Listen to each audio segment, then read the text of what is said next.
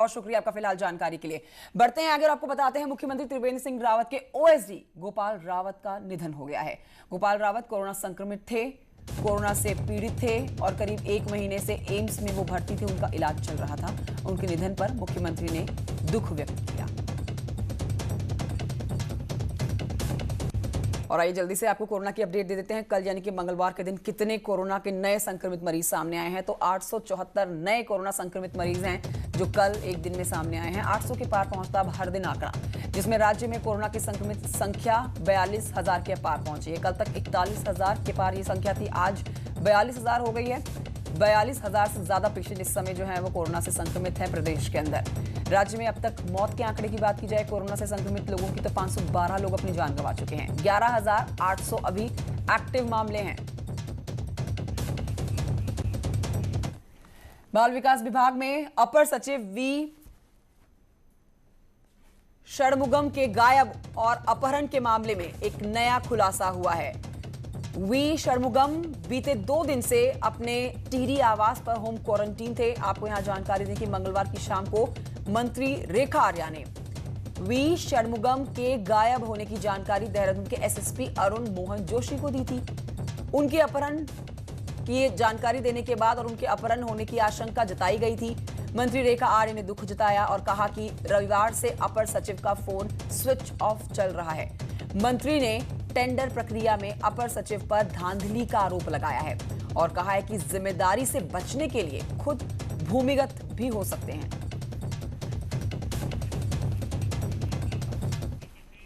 और आइए इस वक्त की बड़ी खबर आपको बताते हैं। देहरादून से आ रही है बड़ी खबर, जहां पर पटेल नगर में एक ज्वेलर्स को गोली मारकर आभूषण से भरा हुआ बैग बदमाश लेकर भाग गए हैं। तो एक ज्वेलर को गोली मारी है और तमाम ज्वेलरी उससे लेकर फरार हो गए हैं बदमाश।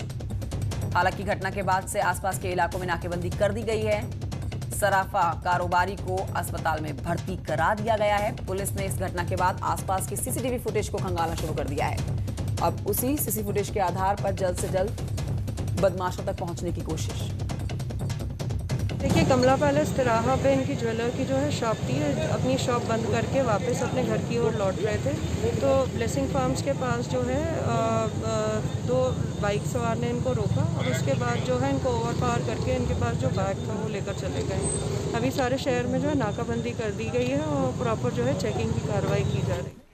हरिद्वार से खबर, जहां पर हस्ताई जेल से मंगलवार को फरार 8 कैदियों के मामले में पुलिस ने 4 को गिरफ्तार कर लिया है। 2 कलियर, 1 गंगनहर और 1 रानीपुर से गिरफ्तार किए गए हैं। हालांकि 4 कैदी अभी भी फरार चल रहे हैं। पुलिस लगातार चेकिंग अभियान चलाए हुए है बाकी के 4 कैदियों को पकड़ने के लिए।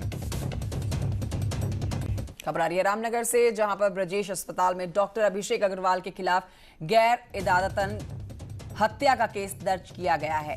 डॉक्टर पर आरोप है कि उसने एक 10 साल के बच्चे का लापरवाही से ऑपरेशन किया। डॉक्टर की लापरवाही के चलते उस बच्चे की मौत हो गई। आपको यहां जानकारी दे दें कि भवानीपुर छोटी के कृष्णा पोखरियाल का 11 सितंबर को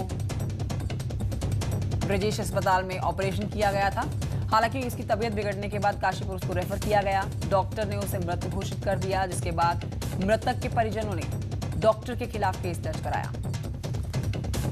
इन्होंने अभी डॉक्टर के खिलाफ आरोप लगाया है कि उसके द्वारा चिकित्सा में लापरवाही की गई है, जिसके संबंध में थाना पर 304 AIPC में अभियोग पंजीकृत किया गया है।